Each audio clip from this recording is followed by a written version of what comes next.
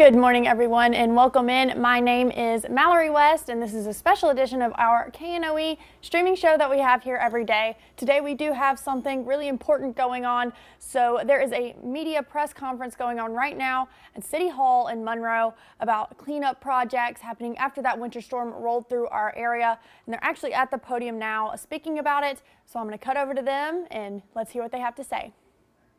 Jasmine. For those of you that will be watching tonight and those of you here on Facebook Live, I just want to say we've been through a lot last few weeks. This winter storm, Fern, has really taken its toll on the city, and as you could tell, we have just now started getting life back to as normal as we can right now for all of our residents. Today we're here to talk to you about our limb and debris cleanup. The efforts that are going on right now. And I want to put some things in context for you just to talk about just the amount of debris that is throughout our city. On an average, our public works crew collects about 120 tons of debris per week that takes to the landfill. That's 120 tons per their average weekly collection. Yesterday alone, with Public Works in coordination with our contractors, we have picked up over 600 tons of debris. So, and many of you know, that hasn't put a dent in what we have left. This collection will far surpass that of Hurricane Ida when it blew through. It will far surpass the tornadoes that we had in Easter a few years ago. And so we ask that the public do a few things for us. Number one, we continue to say thank you for your patience and your help. We see you out there working with your neighbors, helping them to recover as well, and we want to say thank you for that. One important thing I would like to bring up is as we're bringing things to the road, to help us make this a quicker process, we ask that you take your household waste and you separate it from the debris that's on the side of the road. That will make things go so much quicker and smoother. Now, I know it's not, sometimes there's not a lot of front yard for all the debris, but if you have the opportunity to do that, let's create some separate piles from those from household waste to other things versus those that are limbs and debris from this storm. It helps because our crews don't have to separate that when it's time to start chipping and burning and all of the things that we're doing to dispose of the waste and bring it to the landfills. And so it helps things, it makes things go faster. It's easier for the contractors in the city to be able to separate that waste.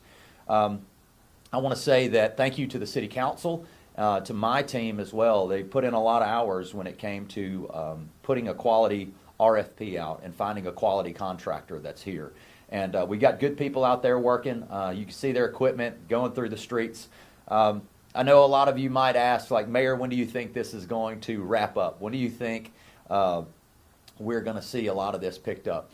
It took us close to 3 months during Ida to really put a major dent in all the things that we were seeing. You'll probably see some streets that get cleaned up.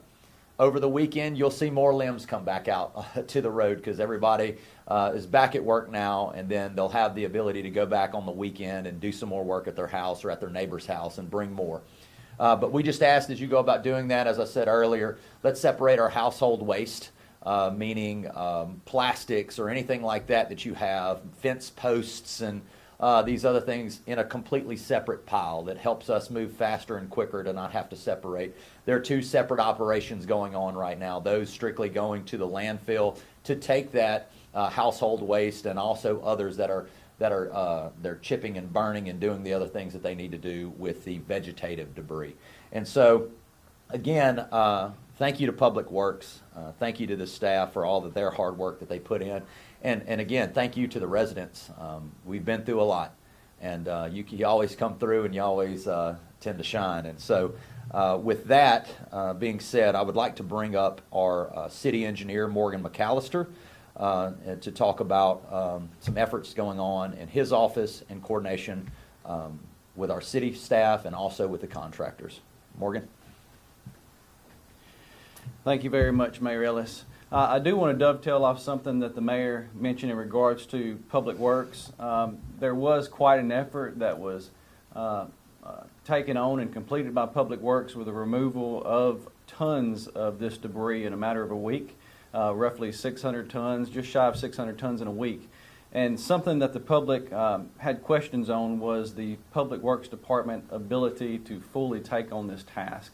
Yes, we have capable men and women, but the time and effort it would take to get that done, just rough numbers indicate about an 8-month process solely on this debris removal.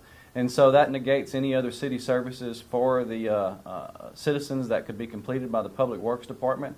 So it was very important to get a quality company in, such as SDR and of course our monitoring crew, Tetra Tech.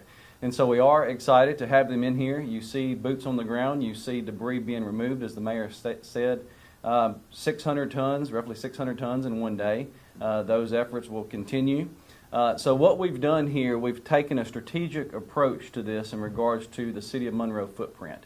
Whenever we began to field questions leading into the selection of the contractor through our RFP process, it was very important for us that we have crews in every council district. We knew that we would have a minimum of 1 in all 5 districts. However, we've gone above and beyond that with this crew, this team that we've selected. We have a minimum of 2 in every council district, and we quite possibly will have 3. And so as those teams begin to continue to mobilize and come within the City of Monroe, you'll see those efforts extend. But the logistics of it, meeting with SDR and Tetra Tech in the engineering office and looking at the roads, the collectors, those are the arterials and the collector streets and local roads throughout the City of Monroe. You start with those major roadways that have the highest ADT, and of course you work your way in and out from there. And that's how they're operating. And you'll continue to see that effort done. What's been discussed is the passings, the number of times they'll be up and down in each street. They will be up and down in each street a number of times. There's not a set number, but we will eventually share a drop dead date, if you will, in regards to them coming through and picking up that debris.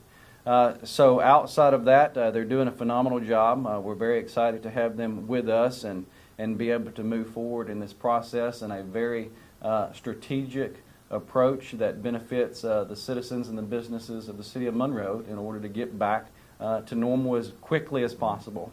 With that said, I would like to bring Mr. Eli Chaser. He is the local project manager for SDR, who is helping us in these efforts. So with that, Mr. Eli.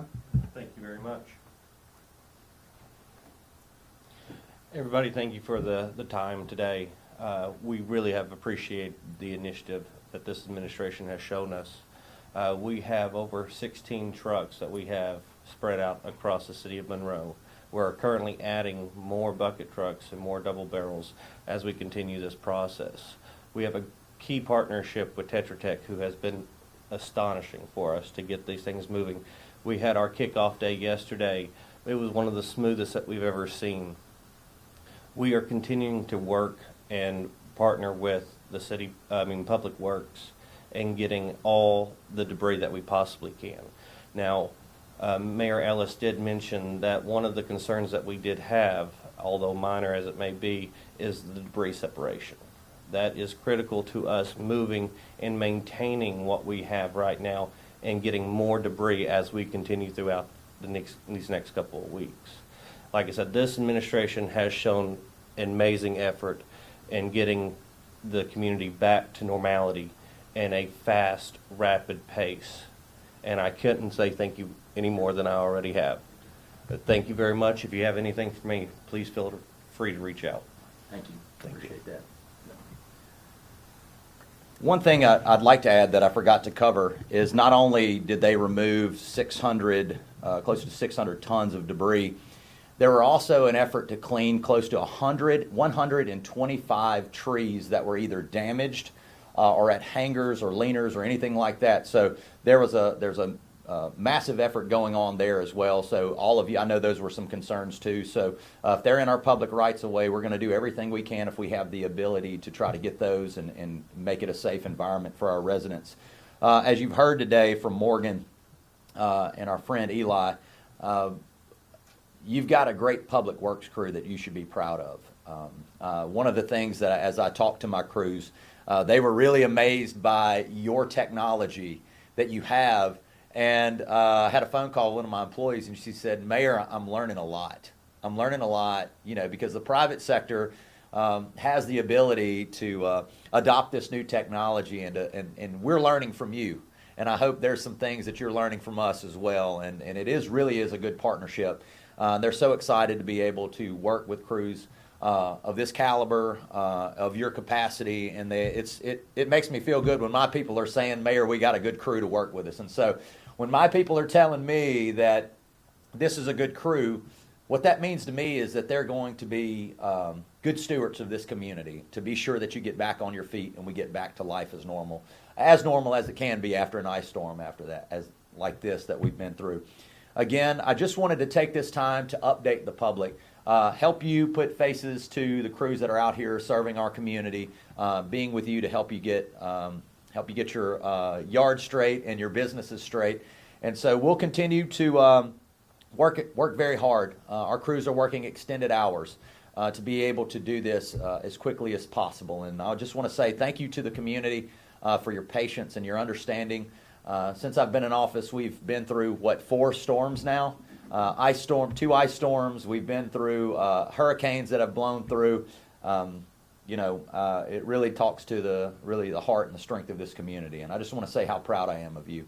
And with that, we'll conclude this press conference, and we'll open up if you guys have any questions for us. Morgan, Eli, you want to come up? Mr. Eli, what's this job been like for you so far, and do you guys see any challenges in the future? Like I mentioned earlier, this job has been a total success at this point. Yesterday was one of the smoothest operations that we have seen to date. We did not do that alone. We did that in part with this administration and the multiple agencies that they have and provided us with, along with Tetra Tech and the key individuals that we have serving this community.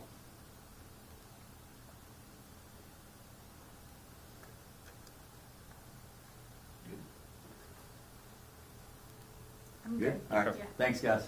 I appreciate it. Have y'all pushed out information regarding private citizens and businesses getting the debris to the right of way? Would like to share something. Yeah, come on, Morgan. to Yeah, that. go ahead.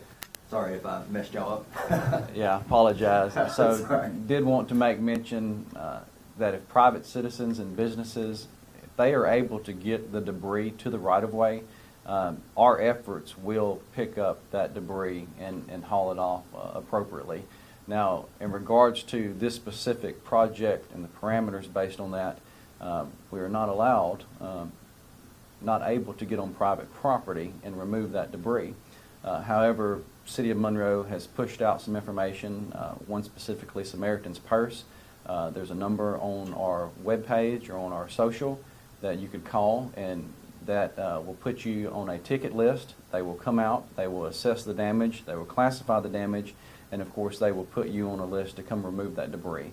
And so there are numerous ministries and organizations in the area. Also, we have wonderful businesses in the City of Monroe who are fully capable of doing the work for you. So if you get the debris from your private property into the right-of-way, it will be removed by the City of Monroe.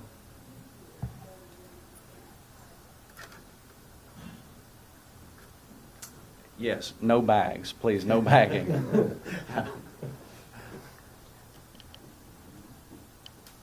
Thanks, guys. Appreciate it. Thank you. Thank you.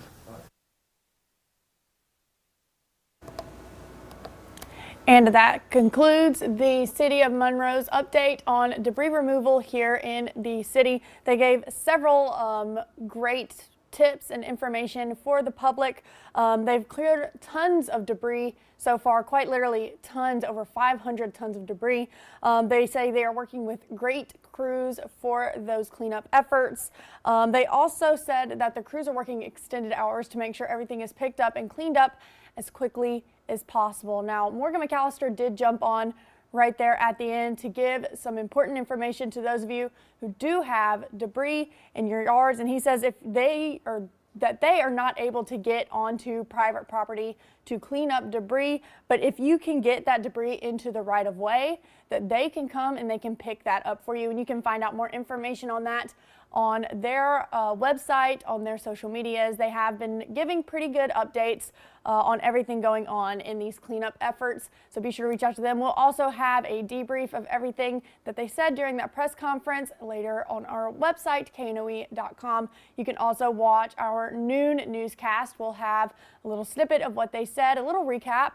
We also have a 5, 6, and 10 o'clock show later today. Now, speaking of storm, I do want to bring up as well that KNOE is partnering with United Way to raise money for those who were impacted by the winter storms. The storm left upwards of 118,000 people without power for days, and some even weeks. Families are now facing lost wages, higher utility costs, food replacement expenses, and transportation disruptions. On top of lost wages, now they have to pay for debris removal or damages to their homes from pounds of ice over time. With 56% of Northeast Louisiana at or below the poverty line, one disaster can make all of the difference for these families. So to help these families that are still reeling from the winter storm, and this is only eligible for families who meet the income threshold, if you would like to donate, you can text Family Relief to 91999. Again, that is Family Relief to 91999 if you are looking to help out. You can also scan that QR code to learn a little more information about everything we have going on.